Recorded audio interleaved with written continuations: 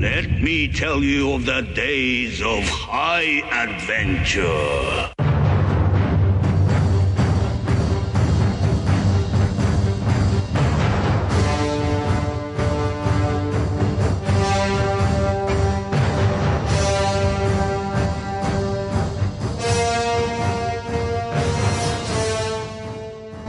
Hey, what's up, everybody? I'm Kevin. And I'm John. And this is 6 Degrees of Schwarzenegger, the podcast where we take a long, hard look back at some of our favorite action movies from the era of Arnold. Schwarzenegger is the icon of the genre, as you well know, and we're taking a deep dive into some of these 80s and 90s cult action movies and breaking them all the way down. Let's do it.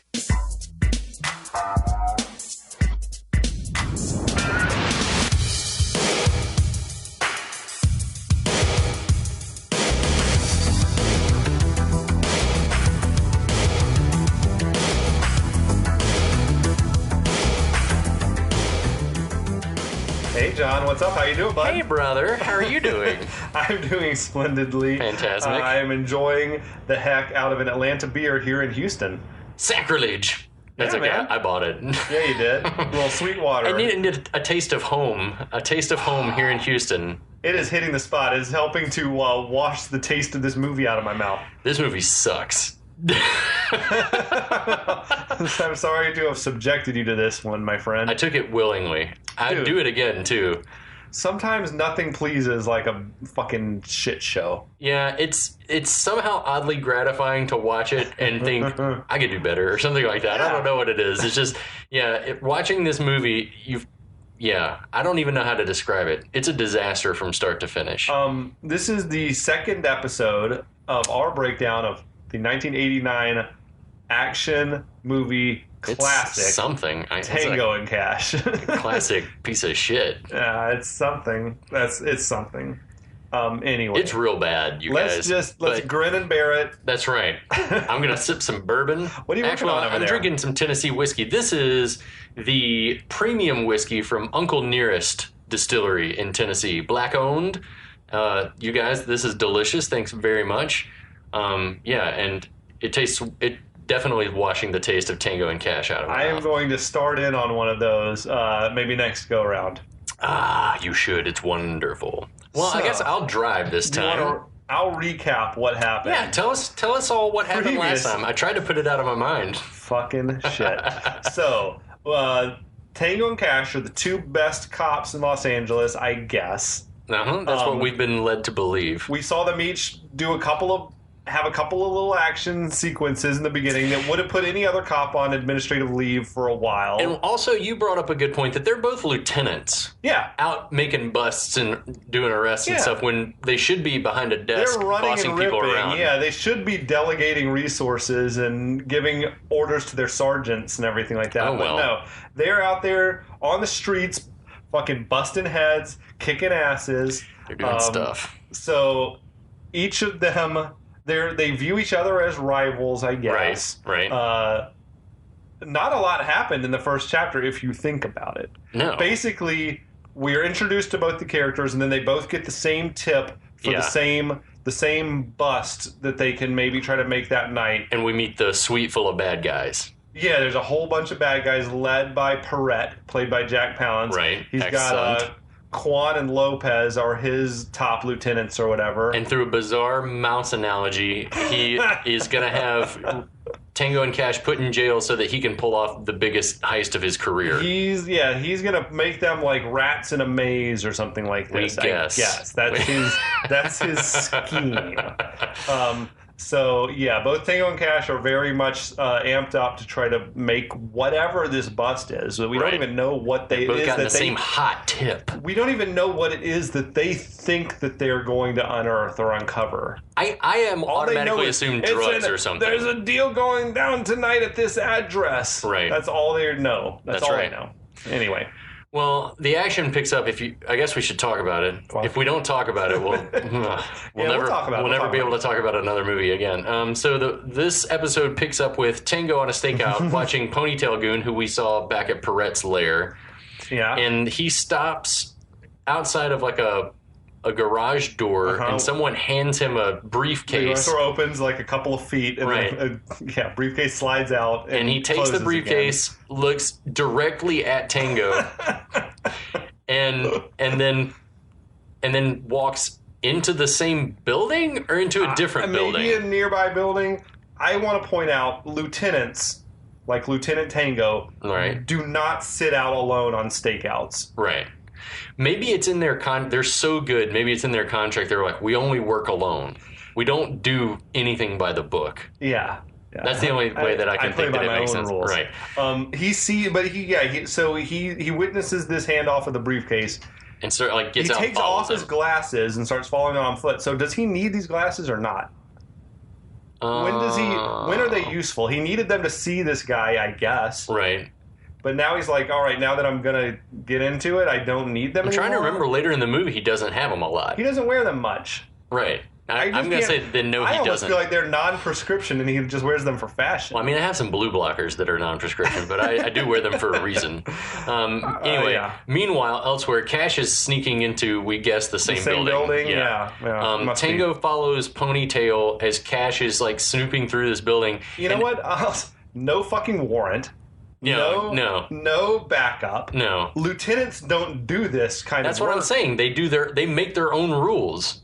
And if you found the largest drug seizure in the history of drugs, you still don't have a warrant for this, so they would walk. I don't think that they care, man. That's what I'm saying. They don't, man. They're writing the rules as they go along. The rules of their police work make about as much sense as how Ponytail is moving through this building, because it's like he's like Nightcrawler. He's teleporting from one area to the next. It's completely beyond me. This thing must have He's like right next to Tango, and then the next he's like on the other side of the building. The building which looks oddly reminiscent of the building in Blade Runner. I thought the same, where Batty and the guys were holed up towards the end. Yeah. It's like a dilapidated apartment building or something almost.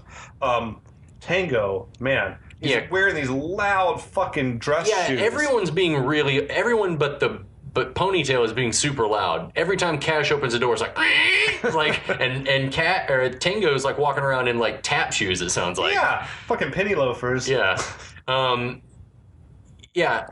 It's weird. It's all weird. It's very, very strange. At one point, Tango's walking around and we see Ponytail walking behind him through actually one of the movie's cooler shots through a mirror, and then he takes off running after Ponytail, making all kinds of noise.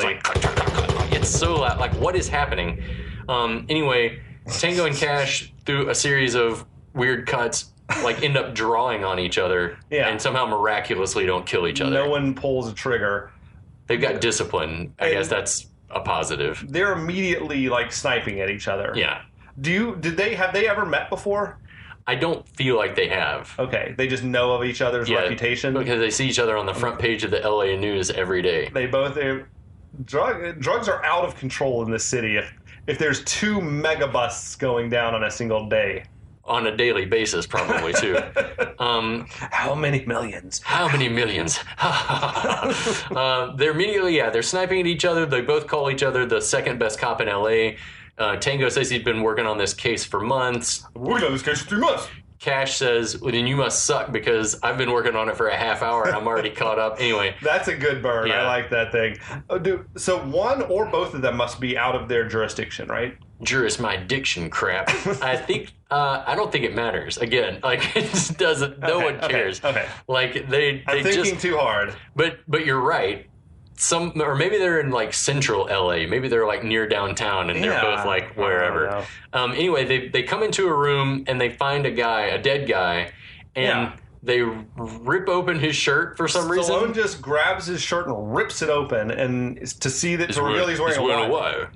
Which you're just tampering with evidence right now. You don't touch the dead body. Fucking you know Kurt this. Russell is picking stuff up and there's spinning chairs around. I'm sitting there going crazy because I'll watch TV now and when someone comes across a dead body and I'm even if it's a loved one, I'm don't touch them, they'll think it's you. The guys are they're touching everything. Right, their fingerprints are all over everything. Oh, yeah. They're fucked. As they're discussing how strange this all is, and boy is it, we see elsewhere someone's recording their conversation. We see some reel-to-reel deal happening. Suddenly, police burst in.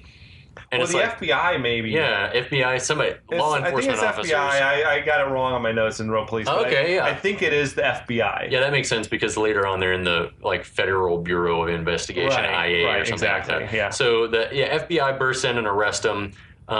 Another of Cash's guns, we guessed the same gun that was in the drawer at the police station. Which that made me think then were the guns swapped out maybe, and the one from the drawer was not his, but just the same model or something. But I feel like if he would recognize the sight, then he would recognize that wasn't his gun. That was my thought as well, but it must have been the same gun from Act 1.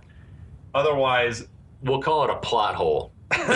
Not in this movie, my friend. Not in this movie. So yeah, the same one from Act 1. We're not sure. We thought anyway. Yeah, he picks up the gun. The FBI guy's just handling it. I feel like with his bare hands. Louis Arquette. Yes, the Arquette family patriarch, the scion. He's usually playing comedy roles. Yeah, but he's more of just a. I remember him as the narrator in Corky's musical Red, White, and Blaine. Beans. I love beans. Big, fat, hot, juicy beans. Don't get me started about beans. Oh, my God. Cash says that the gun must have been stolen from his locker. Immediately, the police or the FBI, whoever, law enforcement have immediately turned on their own in this situation. You're going down for this. You love that shit. I love the moment where Tango tried to walk out on him, where he's like, I don't know this man. I didn't come here with this man, and with your permission, I will be leaving this man. Ciao, babe. Ciao, babe. I did enjoy that. I was like, that was one of Stallone's few decent deliveries. Yeah, not all of the lines in the movie are terrible, but 100% or almost 100% of the deliveries are terrible. But this is one of the ones that Stallone got right. We see outside Ponytail swap an audio tape with a guy in a car who's been recording or hanging out or doing something, and we see that it's Dr. Edgemar from Total Recall. Oh, yes, it is. Roy Brocksmith. We also hear Ponytail speaking in a Cockney accent. The story goes, I read, that this guy, Brian James, was supposed to have like 0 lines, but that Stallone heard that he could do this accent and just like lost his shit. He's like, this is the greatest thing I've ever heard. And so that he wrote him a bunch of lines so that he would be talking more in the movie. It's every single Cockney expression you can think of. It is so cliche. Yeah. He sounds like the governor. Peratt, he's the governor. You're not a tosser. You're nothing but a tosser. Yeah, it's madness. Fuck you. And then we get our second newspaper shot. Yeah. Police department stunned. Tango and Cash arrested for murder. It said East Side, West Side, hero cops caught in drug deal action. Love it. So I guess that's what's going on. One's the top dog on the east side and one's top dog on the west side. Right. Although when we did see Cash earlier walk into his station, it said like Central City Precinct. Oops. So whatever. No bullets. Whatever the fuck. Dude, I read the review that said every single plot point of this movie is delivered via newspaper headline. It's 100% accurate. That's nifty. It's a nifty trick. It's sort of Verhoeven, but not good. Yeah. Not at all. We see Tango's captain maneuvering through an army of reporters, and he's like asking, they're asking him questions. He's like, no comment. Then we see the two captains, both of their captains. In that moment where he was getting jostled by all the reporters, I was just sure his wig was going to fall off. It should have. That thing was like, must have been stapled his hairline had changed from the last time we saw him. It was pushed back further. It looks differently every scene. Tango's captain, Cash the captain, going over the evidence. They found the 380 at the murder scene. Yep. No one but them was seen coming or going, and they have a tape. Oh, yes, they have a tape. It doesn't look good for Tango and Cash right now. The case closed, I guess. They listened to the tape. There appears to be a drug deal going down between the FBI agent and Tango and Cash. Right. That ended in the agent's murder. And then we see another newspaper. Yes, the third newspaper in shot. Cops Tango and Cash to stand trial for drug deal murder. I like the slow-mo perp walk. Yeah. It's kind of cool. It is like when they just take something on the news and then they slow the guy down and he looks more sinister. Right. Then we see newspaper shot number 4. The cops cry foul. Tango and Cash claim setup. Plead not guilty. There was a little sidebar story that said like about split egos and something. And I was wondering if that was like a meta comment on this film. That like we got these two big egos. Absolutely, involved. yeah. Two very different cops, very different styles. Newspaper shot number 5. DA vows to convict rogue cops for murder. Policemen face life in prison if found guilty. Yeah. In court, audio expert played by Michael Jeter. Yes. Character's name Skinner. Famous in the 90s. Did a lot of TV work. Michael Jeter is awesome. Yeah. He was on Evening Shade with Burt Reynolds. I don't know if you remember that show. I loved that show. We watched that show a lot. I've never seen it. It was funny. I remember him well from the Costner movie Open Range. Okay, he was like the guy running the livery. He was also... Oh, yeah, that's right. Yeah. He also played Edouard Delacroix in Green Mile. Oh, hell yeah. With the mouse circus. Yeah. That was heartbreaking. Yeah, absolutely. It was after... Spoiler. After his character's death, that James Cromwell delivers a movie line that is still one that I bring out on the regular. What in the blue fuck happened? It's like, I love that. Was he the one that he took the sponge off the thing? He didn't wet the sponge. Yeah. That shit was terrible. Anyway. Yeah. Michael Jeter says, yeah, it's definitely them. I'm an expert. And it's definitely their voices. Then we see newspaper shot number 6. Wait. Now, you're glossing over the fact that Tango and Cash are just audibly out loud threatening the witnesses. Yeah, every time people get up, they call them a weird nickname. Yeah, and then they say they're going to kill them. So what Skinner, the audio guy, got was remind me to, when this is all over, remind me to rip Jumbo there's tongue out with a tow truck. With a tow truck. I feel like this is witness intimidation. I mean, they're not whispering it to each other. They're speaking lowly, but I feel like it would be heard. Right. The jury can hear it, which doesn't help them. Heads up. They are just openly talking about murder. We're going to kill more people. Sure. The newspaper shot number 6. Expert authenticates voice tape in trial. Drugs and money found at murder scene tied to ex-hero cops. These headlines are real long, by the way. They are lengthy. And all of them appearing in the non-existent Los Angeles Chronicle. Right. With I studied hard to look for dates. I only saw days. It was like Sunday. Yeah, they didn't put dates, which was probably intentional. I wish that they had included dates so that we could know how long this movie is supposed to have taken place. Exactly. It would have been helpful. This trial is going by like whirlwind, but I feel like it would have been taking some time. In reality, it would. One would think. Then we get the FBI guy, Edgemar, testifies to what he saw when the police burst in. Dr. Edgemar testifies that when Tango and Cash showed up, he thought that their sting must be blown, and he was going to clear up the situation, but then they killed the undercover guy. And the exchange for Edgemar was, when all this is over, we're going to have to pay Jabba the Hutt there a visit. Yeah, again, we're going to kill him. I'll bring the chainsaw. I'll bring the beer. What? Jesus Christ. These guys are murderous, violent cops. These are the kind of cops you want on your force, for sure. Crazy. Then we see the goon who tried to kill Cash in his apartment testify in Chinese about police brutality, and rightfully so. Yeah. Cash has an outburst saying this guy can speak English, calls him Squarecrow. He calls him a squarecrow. And we think that that's because of his haircut, maybe? His crew cut? He has the flattest of flat tops. But when I used to watch that on TV, I was sure that was something that was to edit out profanity. Interesting. Because no one says squarecrow. I've never heard it in my life. But even Tango's like, squarecrow? He's like, what would you call it? I don't even know. I don't know. Anything other than that. Honestly, maybe these fuckers deserve to go to jail. Yeah. I'm into it. I mean, they should rot behind bars forever. They're taking 2 menaces to society off the streets. So then we see newspaper shots 7, 8, and 9. Tango and Cash trial leads to investigation of police corruption. Medal of Honor cops disgraced. Tango and Cash conviction seen as certain. Yeah, it is the newspaper headline. It's insane. Yeah. Do you remember that weird? This probably gets axed. But do you remember that Simpsons episode with like you remember Godfather had the little spinning newspaper headlines? Yeah. And then there was a Simpsons one with similar spinning newspaper headlines. And the final headline was something about like newspaper spinners go on strike or something. It was pretty great. I love it. Yeah. I love it. Simpsons is awesome. Well, it was. This is newspaper headline overdose though. Yeah. It's half of what we're seeing for the past 5 minutes has been newspapers. Right.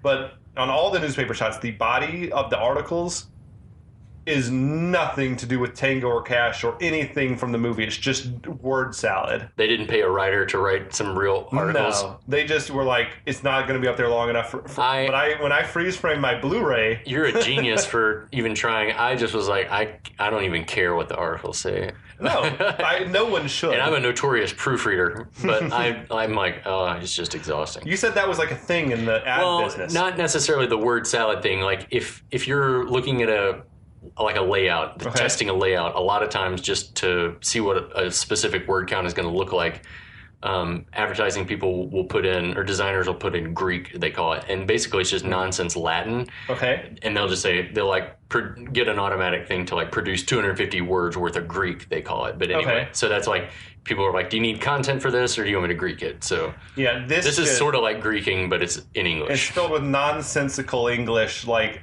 they're sentences that you can read, but they say nothing. They're just a circular logic. Like the script of this movie. Oh shit! Maybe it was written by the writer on the copy. Randy Feldman. Oh, he's done it again. You know, when they make this movie for overseas audiences, like in general, do they make a different shot that's in Chinese? No, they put a subtitle. They put subtitles along the bottom because they do that in other movies. If the newspaper's in German or something, they just put it. They in don't English make another shot for the German release. No. Okay, no, they say fuck you. You can read this. Fuck you guys. Then we see Tango's lawyer says he needs to plead guilty to lesser charges in exchange for guaranteed minimum security prison. Tango wants to know if Kesh is going to take the same deal. And he says, I want to talk to Kesh. I want to talk to Kesh. I want to talk to Kesh. Can't even say his name. Like, why can't you say his name? Why can't you say the name Cash? I don't. That's just how he says it. Kesh. Kesh. When you say it, though, it sounds like Stallone. Kesh. It sounds like Stallone saying Cash. Stupid. So we switch over to the two are in a room, and Tango's not talking, just quietly drinking a glass of water. Cash says he needs to get to work on his statement and then he'd like to go. It's so weird. They're not cuffed and there's no supervision. I thought like this. I don't know if that's how it maybe would they've go got down. A guard sitting outside the door. I don't know. In the movie, they never touch on this, but are these guys in jail when they're not in court, or that they bailed out? What do you think? I guarantee you that they're free to come and go as they please. Okay. Because they got the special cop treatment? Yeah. Okay. Well, as we'll find out, even their punishment is so light. Like That's true. The plea deal that they make. Shockingly light. Well, yeah, because both of their guys, I guess their lawyers have told them they should cop a plea. Right. Exactly. Yeah. And the evidence is so damning. And we know that Tango can afford bail. Kiki probably came and bailed him out. So. That's true. Kiki, yeah. As they're sitting in the room talking about the deal that they made to go to the minimum security, like, sort of country club of prisons, that's when... Kurt Russell's like, oh, you're going to like it there. I heard they open the gym at 5 a.m. You can get pumping early. And he does the little, like, beach flex, you know? That's pretty good. Enjoy... Kurt Russell strikes me as the guy who he's just brimming with confidence. He doesn't get his swagger from muscles, which I feel like is a little bit of what Stallone's got going on, is that he wants to be primped and glamorous and... oiled, muscled. glistening. Yeah, but I do love his little... him mocking Stallone's muscles made me laugh. I do. Well, yeah. Everything Kurt Russell does in this movie makes me feel a little bit better about this movie, but only slightly. So both guys' lawyers are advising them to take a plea deal in exchange for easy prison time. Right. They agree to take the plea deal together, and both want to make a statement in court. Yeah, there's a whole like seniority bit where there's like who was born first gets to make the statement. It's so stupid. I enjoyed that. I didn't like the logic of it. I enjoyed. So yeah, what Kurt Russell asked Tango. Yeah, when's your birthday? Cash asked Tango when your birthday was, and he gives him a date. And then Cash says a date that was earlier in the year, and he's like, haha, I win. And then Tango knows Cash's birthday, I guess from reading a file or something. Right. And the date he gives, August 16th, was the day Elvis died. Oh, interesting. That's funny. This movie's full of Easter eggs. Because Kurt Russell isn't, he's nothing if not a big Elvis fan. Right. And played Elvis. Yeah. But I like when he says that date, August 16th. Isn't that the date you were hatched? Yeah, that line is pretty good. That's pretty good. But it's just it's the idea of the bit gets on my nerves. Yeah, everything about every aspect of this movie should get on everyone's nerves. In court, Tango makes an eloquent statement saying that he doesn't want their guilty plea to reflect on the rest of the police department. Yeah. Admits to sometimes being overly aggressive with perpetrators. He's like, if it's a crime to be too aggressive with arresting criminals, then I guess I'm guilty. All the cops I've worked with are good cops. Bullshit. Yeah. And then why is the lawyer acting like that was completely unexpected? Did he not know that anyone was going to give the lawyers said that they should make a statement or something. Will you let me handle this? Like, why is he freaking out? He knew he was going to give a statement. The deal's already, I assume, been agreed to. Doesn't make any sense. I enjoyed Cash's statement's better. This whole thing fucking sucks. I like the police cheered for it, though. Yeah, that's the police awesome. who were in the courtroom. The courtroom was fucking filled with officers. Yeah. And they all, they're into it. They're into it. Yeah, so they ended up pleading no contest to voluntary manslaughter, and they're sentenced to not more than 18 months in a minimum security facility. Then we see newspaper shot number 10. Guilty. Tango and Cash get 18 months. Yeah. How long do you think it's been from arrest to this moment of sentencing? Well, this was newspaper shot 10, so I'm going to say 10 days? A week. Maybe a week. We know, I mean, the legal system doesn't move quickly. The wheels of justice are not greased. In real life, it would be months that it would take for this to happen. But it's also then weird. In an earlier scene in the first episode, Perret talked about they're going to have the biggest deal ever in 2 weeks. Right. Which to me is a weird thing to say unless you're sort of setting the timetable for what the movie is going to unfold under. But this can't possibly have happened in 10 days. I think it's supposed to have happened in 7 days. You think so? Yeah. Okay. All right. It might be. This movie doesn't give a fuck. It does not care about time or sense this or logic. This movie operates by its own rules. Much like Tango and Cash. Much like Tango and Cash themselves, it operates on its own rules. So we're going to proceed with, under the assumption that it's been roughly a week and a half since they were arrested. That seems fair to me. A week and a half. Let's go with that. So we switch over to Perret's lair. He's celebrating by pouring some shots, probably some expensive tequila. Yeah. Some mezcal. Quan and Lopez aren't as delighted. They ponder what happens when Tango and Cash get out of jail. Lopez, again, he says that he's not into Perret's games. Same, brother. I feel like the movie should have been even more direct with how stupid this is. Like, gone full on, like, Dr. Evil and Scott Evil. Like, what are you doing this for? Let's just kill him right now. Yeah. Like, I've got a gun in my room. We can do it together. Yeah. And then Jack Palance, Perret, what makes you think they'll ever get out again? Yeah. Tango and Cash, and then they take their shot, and they're like, we're sort of left to like think like, what do you mean by that? That he's going to have him killed, we guess. Yeah, it must be.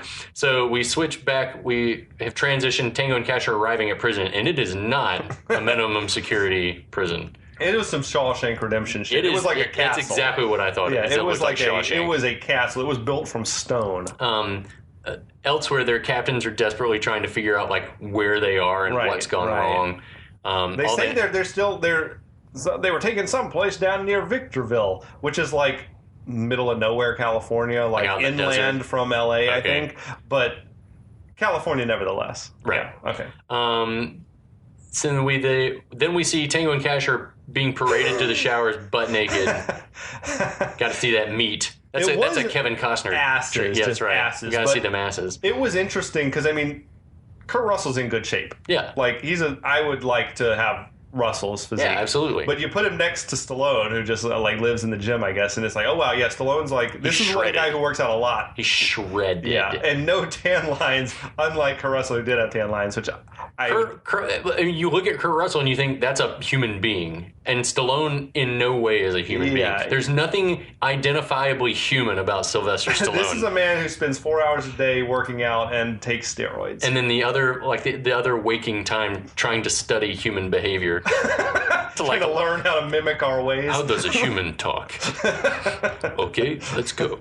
Okay, let's do it. In the showers, Cash is on fire. He's agitated as fuck, speculating about who set them up. He's naming Quan and Lopez as potential, so that's how we know that like those two guys are major players. They were standing close to each other. I thought in the shower, like brushing shoulders, or but again, like Stallone, like not he like doesn't know how a shower works. He doesn't know how to stand in a shower like a normal person. He's like rubbing his hands and then like sort of like almost dabbing water on his face. He doesn't want to get his face makeup or his in hair, the water. probably. But he's wet already. You're wet. I don't get it. I love that. Yes, he doesn't know how to pretend to take a shower. No. So yeah, they're antagonizing each other some more. I like Kurt Russell's Stallone impersonation. You don't know shit. It was great, man. Kurt Russell can sell any line. I feel like you said, he's fearless and committed. When he's talking about the setup, and he's like. Lopez paid a guy to tell me it was Quan. So he thinks, no matter what happens, I'm going to think it's Quan, and all the time it's Lopez, and now I know it.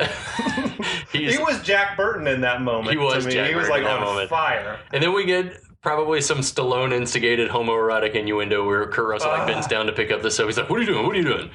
He's like, it's soap, dumbass. It's soap. He's like, don't flatter yourself, Pee-wee. I like it. The penis jokes are pretty good. I liked it, and then Tango did it. That was one of the good Stallone jokes. Was he's like, "Don't worry, Cash. Someday the other one will drop." That was decent. He's like, "Attaboy, tripod. Just keep talking." Just back and forth. Cash fears while rubbing hand soap in his hair because he must not know how showers work either. You would think he'd be putting mane and tail in that, right? But he's putting like Dial. You don't use bar soap in that. No, they don't. The prison doesn't spring for Dial. It's like store brand soap. That soap is like straight up like lie. It's just a bar of lie. Cash fears they're going to be tossing Gen Pop. Tango disagrees. They don't never put cops in general population. And cut to a full on like. They're the fires. They're throwing burning things. Yeah, it's a prison riot. There's 2 feet of trash on the floor. Fire is raining down. Burning garbage is raining down on them. It's really terrible. Somehow the guards don't. They seem to not care. This is not this prison sucks. The guards are just like whatever, as long as you don't bother us. They probably kill a lot of inmates, I would guess, in there. Yeah, this is anything goes in this prison. As there's like just a fiesta of terrible one-liners between about litter and other things. I'm going to put brown sugar in your ass. Yeah, the inmates are in on the terrible one-liners, and then as they're walking past like the guard station, we see on a TV monitor that face. They've got like a camera on face, the big jaw goon. The guy from the opening bust of Tango. Why does he get his own camera? He's got 1 inches from his face. Is he like super crazy? Yeah, I don't know. No, it was just. It's one of the many moments of this movie where reality be damned. It just makes for a good segue from the one shot to the next. His head is astonishing. Again, I just want to talk about this dude's face. Anyway, it's real. Watch the movie. It's unbelievable. He didn't age well either. If you see him later in life, I think he's passed away now, but his headshot on IMDb is like, ooh, yeah, I guess that's what happens when your head is shaped like that. As Tango and Cash are like walking past his cell, he is like screaming at them, "I'm gonna tear you into ass when I get out of here. Bring them to me! Bring them to me! He's like, hey, come here, I want to talk to you." It's so weird. He's terrifying. He's legitimately terrifying and made even more so by his scary face. But then, like, weirdly, Tango calls him Conan. Yes, I remember you, Conan the Barbarian. Yeah, and he slams his face on the bars. Why Conan? He doesn't look anything like Arnold Schwarzenegger. Not like Arnold. You surmise that maybe it's because he's a big guy. Fucking Cro-Magnon-looking dude. He's 6'2". He's sort of jacked. Yeah. Worked out a lot. Oh, dude, I wouldn't want to run into him in a dark alley, for sure. Yeah. But I don't, anyway, the Conan reference is lost on me because Conan he does not resemble. I want to mention one bad one-liner from earlier. When they're parading them through all the trash, and fucking Tango is like, you know what I really hate? Litter. And then fucking Cash is like, God damn it. I forgot the marshmallows. It's like, guys, every line can't be a joke. I mean, it can be. But it's better if it's not. This movie, I feel like 50% of the lines were meant to be one-liner jokes. There's something to be said for restraint. Less is more. And this movie is not about that. Yeah. He's like saying, just say as many jokes as you can, as fast as you can. I love it. We see the boys each going into their cells. Cash is put in a cell. It's gross as hell. Fuck.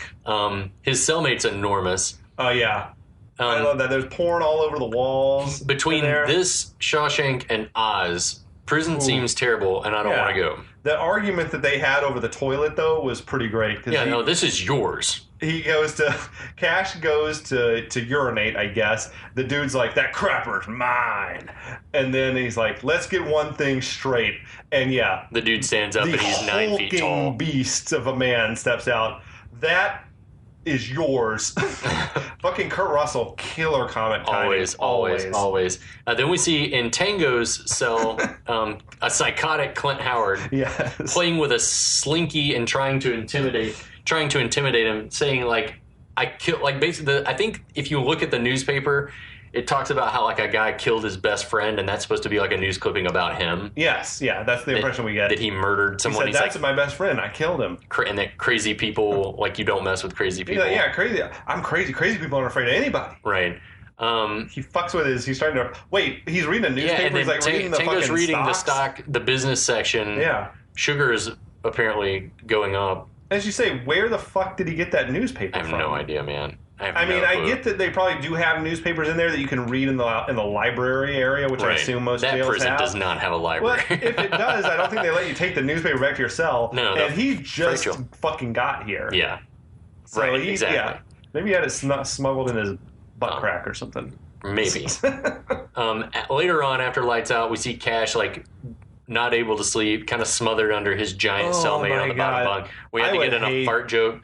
I would fucking I would kill myself if I had to live like he's being smothered on the bottom bunk by this bulk of a man. I would lay down on the floor probably. Yeah. You can't. The top bunk mattress was literally pressing him down into his own mattress. I couldn't live like that. I wouldn't be able to breathe. No way, dude. Then we go over to Tango's cell, and he's got Clint Howard like tied up in his slinky. He's also got him in shackles. He's like shackled to the wall. I don't know how that happened. Yeah, you're right.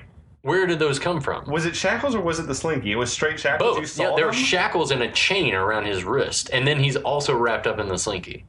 Who the fuck knows? I don't know. This movie doesn't give a fuck, clearly. So, and then suddenly and unexpectedly and really weirdly lit, inmates burst in and like put the two in sacks. They try to like fight back briefly, and there's there's some moves exchanged, and then they manage to get them like tied up or wrapped up in some like laundry sacks. Yeah, the huge laundry sacks. Even while incapacitated in laundry sacks, they managed to like kill a couple of guys. Like Tango kicks a dude like over a rail. Got a railing kill, yeah. And then it's just weird. They kick in the door on Tango's cell. They can't fucking resist themselves because they're like, "Let's dance, Tango!" When they come in, it's like, can you not? And there's a lot of mileage out of Tango, like dancing puns. It's really in this terrible. Movie, but also, like you mentioned, it's like, why is it lit the way that it's lit? There was this bright spotlight type lighting coming from out of focus in the background, but it's like, wait. What's happening? No one knows. That would have been my 2-word review for this whole movie is what's happening. I think more than once in my notes I just write what's happening. None of it makes sense, and I guess none of it has to make sense. Well, intrepid listener, if you like us are wondering what's happening, you're going to have to wait until next time because we're at time. Thank God. I need another drink. I got to just try to wipe these memories clean. So we hope you guys are enjoying. We're actually enjoying talking about this as much shit as we're giving this movie. It might be a piece of shit, but it's a lot of fun to talk about. It's perfect for us. It's perfect for the podcast, and we'll be back.